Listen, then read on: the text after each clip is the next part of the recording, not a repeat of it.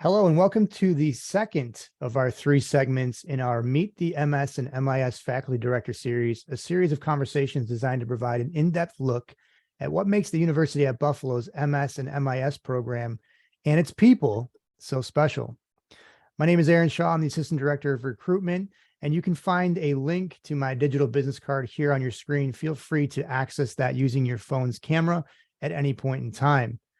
One of those very special people I have the absolute pleasure of being joined by today is our MS and MIS Faculty Director, Kevin Cleary. Kevin, welcome and thank you so much for joining me.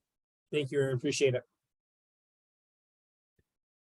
To our audience, if you missed the first segment, Kevin provided us with a ton of great details about himself and his role as the MS and MIS Faculty Director. This time around, I'd like to talk more specifically about the MIS program as a whole. Are you ready to kick things off, Kevin? Yeah, ready. Okay, let's do it. First up, compared to other programs across this very competitive landscape, what makes this program here at UB so unique? Yeah, and there's a lot of good programs out there, and there's a few things that I think really help us to stand apart. And really, it's the combination of things that I think to help us kind of stand apart. For starters, a lot of students have probably noticed it's an aggressive curricular plan. In less than a year, we're putting in a lot of very valuable, a lot of very rich course content. And so it's going to be a busy year, but it's only 1 year, and it's going to be such an impactful year in terms of the impact that it's going to have on students' future. Another thing is, in terms of I spent a little bit of time last session kind of talking about who is the MIS family of faculty, and what does that look like? And, we do, I think, have a very carefully curated and strong mix of different types of faculty professionals. We have faculty that are certainly, cutting edge knowledge and research in their areas. We have, and that research faculty, we have clinical faculty, such as myself, that, we've been in the profession for a long time, and we've decided to make that switch because really teaching some of the things we've learned along the way is a passion for us, and we are motivated by that passion. But just as important, I think, is we have a lot of adjuncts that are industry experts. They are practitioners in the space. They are working with some of these technologies. They are working with some of these concepts day in, day out, and they are bringing that day in, day out experience right into the classroom, and literally sometimes turning it into same day case studies. And so, I think we have that healthy combination of different types of faculty to help deliver some of this course content. On the topic of course content, as one can imagine with an MIS program, things change, things evolve, technologies change, trends change.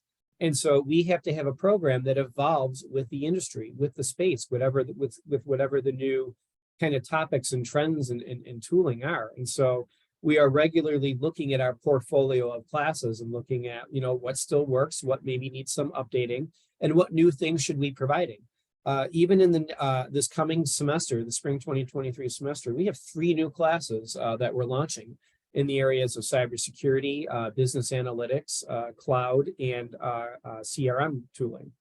And on the topic of tooling, that's another thing. We try to maintain a robust curriculum, the classes of which in all of their rubrics usually have some combination of industry tooling. So the same types of tool sets and pieces of software and things that you find in industry are being brought into the classroom. Lots of institutions will throw around the term experiential learning, and they'll say they have an experiential learning class, and well, let's pick apart what experiential learning is. Experiential learning, at the end of the day, really is you learn through doing something. The way a lot of programs implement that as well, they have an internship program. We've kind of taken that a step further and said, well, experiential learning should be an underpinning of all of our classes. So in pretty much all the classes we have some classes that are certainly designated and defined as experiential learning classes, but even those classes that aren't, we are still using industry technology, industrial data sets, professional tooling, and a mix of case study education to really bring that real life experience into pretty much every class that we have in our portfolio. So I think those are, and one of the other things when you're doing that cost benefit analysis, well, the other side of that balance sheet is the cost.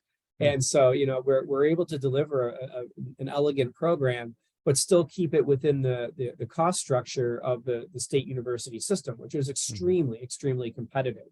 And so when you look at the overall cost benefit analysis, not only are there these benefits that our program brings, to our potential applicants that are interested in the program, but there's this cost piece too, with which we're exceptionally competitive on. So I think when you kind of look at that holistically, and kind of put all those things together, that's really, I think, what makes us such a compelling option within the MIS space.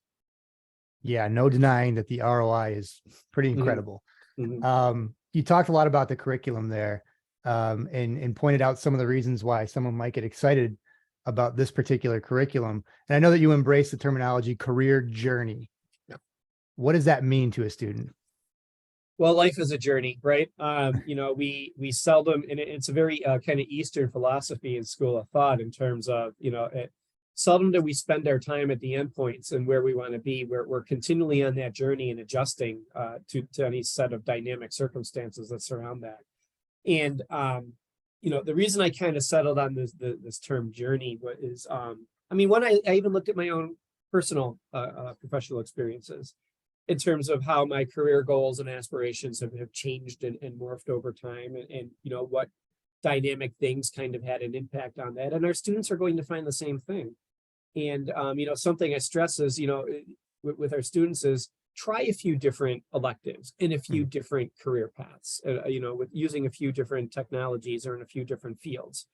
Landing in an elective that you may not have otherwise thought to take could be the best thing that ever happened to you. You might realize you have a passion for something that, it's not something you would have otherwise guessed. And it's a lot better to find it out when you're in a graduate program than when you spend 5 years in the industry or 5 years in a job and realize it's not for you. Really what I think is implied by the term journey, and it's a journey we're all on, is one, all of our journeys are going to be different. All of our journeys are going to be unique, and it's all going to change over time. And I think it's important that students kind of embrace that concept of where they think they want to be today might change in the future. And really what we're hoping to give them in the program is a body of knowledge that can adjust and kind of go the mileage and last the journey as our students who become alums, as they continue to evolve along their career path. Are there specific career pathways within these journeys that you've identified for our students? Yes, there's a few that we've kind of, brought out as examples for students. And the way I typically advise students is these are just a suggestion of classes, and they can kind of put together their own portfolio, especially of the electives where you can kind of pick and choose from a catalog. They have the ability to kind of put together a journey that makes sense for them from an elective standpoint. And we have some classes that kind of stand on the periphery of multiple journeys. So for example, we have one of our new classes we're spinning up for the spring. It's a security analytics class. So that appeals to the students who, well, maybe they're not sure if they want to go the analytics route or if they want to go the security route. We have classes that kind of sit at those boundaries. We've landed on a few different kind of journeys that we put out there for students, but we're careful to stress that your journey is your own. And just because we put together, a grouping or a family of classes that go along a particular journey, doesn't mean you can't plot your own path and plot your own journey. And we encourage that for students.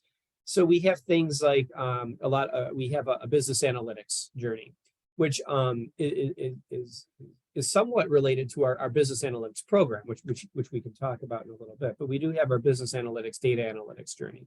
That's more for students that, look, they want to take a disjoint, unstructured set of data, and they want to draw good business conclusions from that. We have the journey which has been my career journey, which is, looking at organizational risk and cybersecurity and information assurance, and really looking at, how can we operate in an environment securely, but still able to kind of accomplish our business objectives, analyzing the risk that's around us, and ensure the confidentiality, integrity, and availability of our business data and the privacy of our customer data.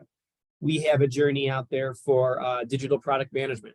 So for students that really want to get into the space where they're looking at industry trends, they're trying to ascertain, what are the market opportunities? How do I bring a product to market? What is involved in the management of that from, from a project management perspective or a personnel or a skill set management perspective? How do I do a needs analysis? How do I determine, what features I'm going to roll out and what does that look like from a development perspective? We have a technical program journey where we say, well, let's take multiple products that we're working on, or let's just take a subset of services that are part of our core portfolio of services that we're offering.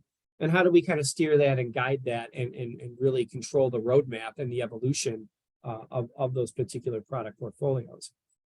Then we kind of have, a journey that's kind of centered around enterprise architecture. And what are some of the strategic organizational decisions that go into building out our IT, our information technology ecosystem in a way that is going to give us competitive advantage, in a way that is going to give us that scaffolding so that we can provide those value-added services of the future. And we ask those decisions on, well, what kind of hosting strategies make sense? We spend time talking about the different options in terms of cloud hosting. We look at what some of the common enterprise architecture decisions and discussion points are. What some of those third-party vendor relationships look like, what some of those legal relationships look like.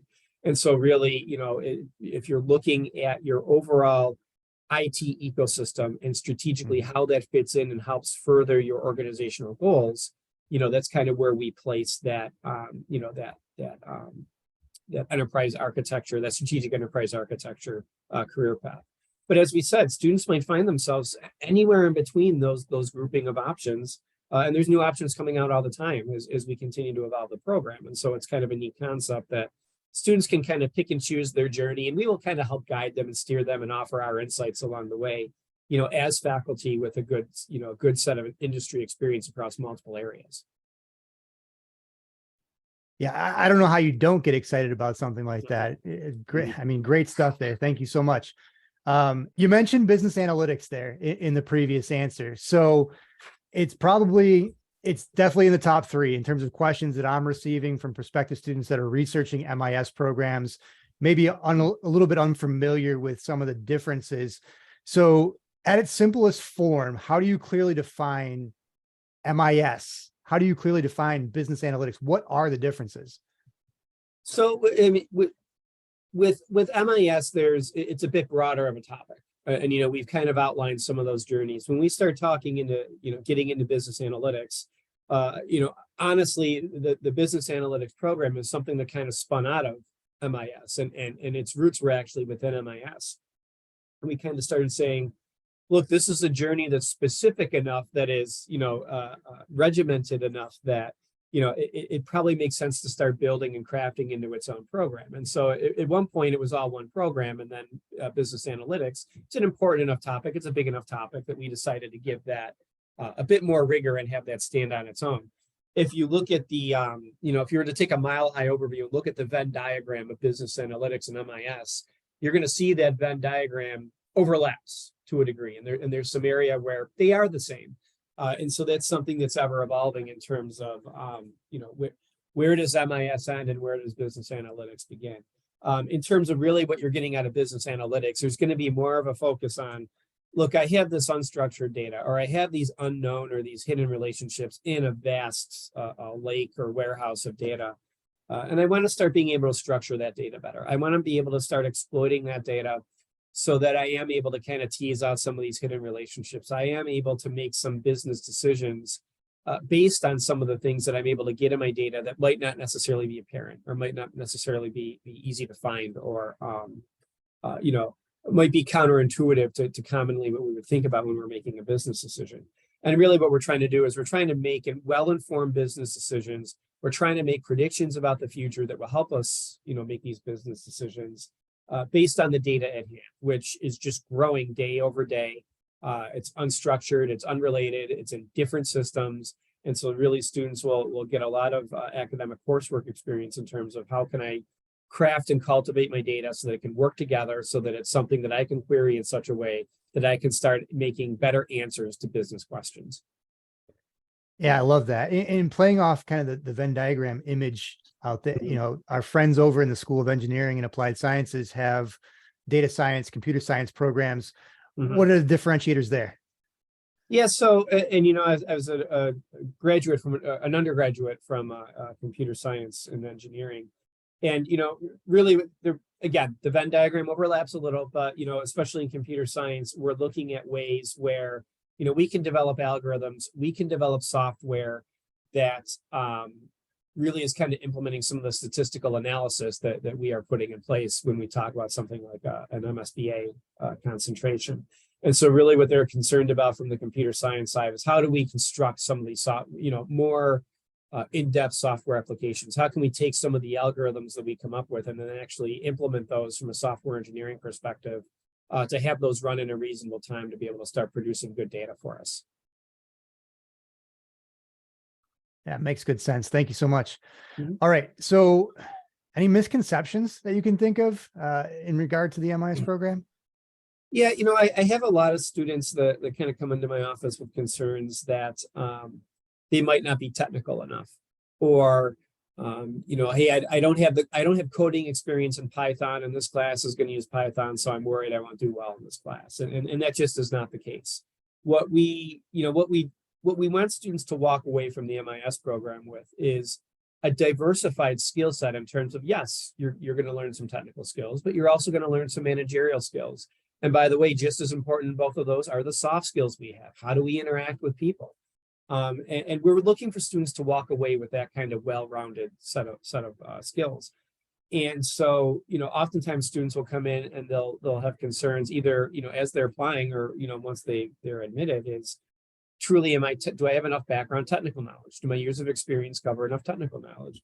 And usually what we'll say is, what we're looking for at the end of the day is for students to cross the door of the threshold of that class with the right mindset, with the right attitude that they are going to pick up new skills. And, really the expectations that faculty will have, especially if we're talking about, look, this class is going to use a particular skills, tool set, or this class is going to use a particular programming language. The faculty designed the curriculum of that class so that students can have minimal experience or no experience with that tool set, and we will give them the skills that's part of the delivery of the class. And so I have a lot of students that really, they're concerned about, am I technical enough? And the answer is, as long as you have the willingness to learn and you have the willingness to grow, and look, if maybe you need to do some other things to kind of play catch up or build skill sets in particular areas, we encourage that.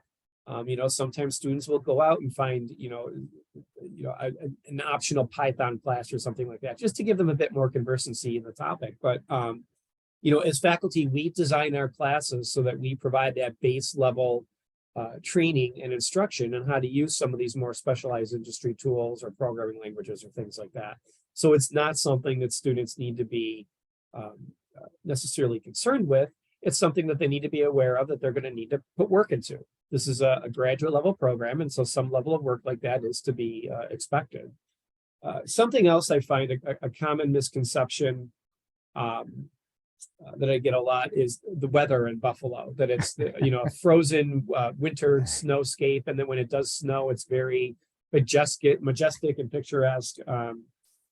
We do have seasons here in Buffalo, and there's a lot of warm seasons here in Buffalo.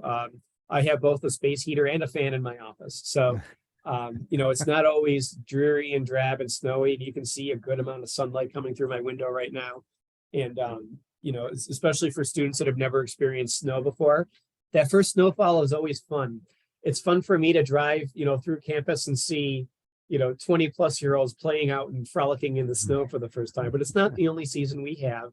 And we do have a period of time where the snow stops becoming beautiful and starts becoming an annoyance, but we survive it. Those of us in Buffalo, we survive it, we live through it, and we're able to do just fine.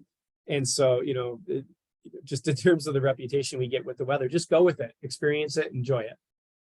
Yeah, you have to embrace it, no doubt about it. Mhm. Okay, so last thing I want to talk about here is outcomes, right? And you can head over, if you're watching or listening to this, you can head over to the Career Resource Center's webpage, type in employment statistics to find the year-over-year data associated with outcomes in the MIS program. And once you're there, I think we can all agree strong is a word that comes to mind. Mhm. So can you elaborate a little bit more on what are the demands that you're currently seeing in the market? How are our outcomes helping to meet those demands? And then take it a step further, are there organizations that students can expect to interact with in terms of who's recruiting our students? Yeah, so across the board, across industries, we're seeing a high demand for students, whether we're talking about product management or analytics. I mean, analytics across the board is huge right now, regardless of the industry. Cybersecurity, which is the field I represent. I mean, we've been saying for years, there's not enough cybersecurity professionals to really fill the demand. So kind of across the board, we see a high demand across all the different career journeys and all the different areas. If we just look at the success our students have in terms of landing a job when they leave the program, and these are just some statistics from our webpage, but we're looking at a 94% acceptance rate within 6 months. Shrink that down a little, within 3 months, 79% acceptance rate. Our students are highly sought after. I've had quite a few students in my office that already, we're not out of the fall semester yet, that already are getting offers for internships or for job opportunities once they graduate, which is over 6 months away. So it's a well-respected program. And, when a student graduates this program and they get that diploma, they get that degree conferral, that carries some weight. And that's another thing that has to go into the value assessment of in the cost benefit analysis of what they're doing, which we were speaking about earlier. And so, we do have a really good placement rate. And, I think another big strength, Aaron, which you had kind of teased out, and I know even for me as a student, this was a huge strength, was the amount of resources that our Career Resource Center has. And the amount of assistance and the amount of guidance that they provide is phenomenal. And, so students aren't in this alone. We are there backing them. We are helping them. We maintain a lot of relationships with alumni post-graduation, and we're constantly looking to make those connections where we can. And so, students are not alone in the search process. We provide some great resources to kind of help them land that initial role and subsequent roles. In terms of, some of the, employers that are recruit from our ranks and our students go to work for, the list is very exhaustive in terms of just all the different industries, all the different employers. Something that I frequently will remind students of in my classes is not all of us are going to go work for a Fortune 500. Some of us might want that startup experience. Some of us might want that not-for-profit experience. And, the education we will provide you. In fact, there's some specialized experiential learning classes that focus on, how do we do consulting for smaller startups?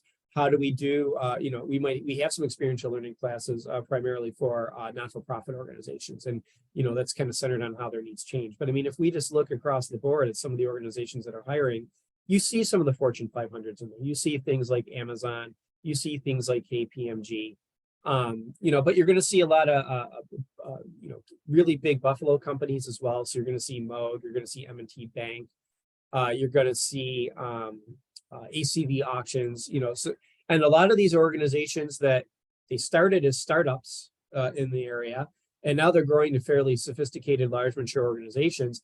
And they were started by MIS graduates or UB graduates. So it's kind of nice to kind of see that ecosystem evolving within the Western New York area. But I mean, students go to work in a variety of industries: financial, aerospace, research and defense, federal government. And I know, that's a big employer for a lot of our cybersecurity graduates, is being able to get some of that clearance and going to work for the federal government or some of the federal government contractors. There's a lot of local companies in Buffalo that are very large, Fortune 1000 companies. And so there's a lot of employment opportunities there. A lot of opportunities in, kind of the audit space. A lot of opportunities, again, across the board in the technology space. So companies like IBM or Xerox or Ingram Micro, the health insurance space, the retail space. And so really it's across the board, and the sky really is the limit in terms of, where you want to land. And some of that's going to be driven by your journey and what your preference is. Do you want to work for a startup? Do you want to work for a not-for-profit? What industry in particular do you potentially want to go into? And so there's a lot of options out there, even in the Western New York area, but especially now in this world and this reality where there's a lot more remote work going on, and our our kids can join us for interviews. That just unlocks that much more potential, right? And that unlocks that many more price points. And so really it's an exciting time to be exploring some of these opportunities. And Aaron, as you said, I think we do a real good job, publishing some of these, being able to celebrate some of these opportunities on our website, and definitely we encourage students to check that out. Yeah, what a great way to tie it all together. Thank you so much for that. Mhm. Okay, so that is going to do it for segment number 2. Kevin, thank you so much for providing tremendous insight into the MIS program as a whole. To our audience, we're glad you're considering the UB MS and MIS program, but we want to hear from you. You can once again use your cell phone's camera to access the links associated with the QR code on your screen, allowing you to do numerous things. Some of those may be scheduling a one-on-one advisement appointment, browsing our social media, and so much more. Take care. Goodbye for now.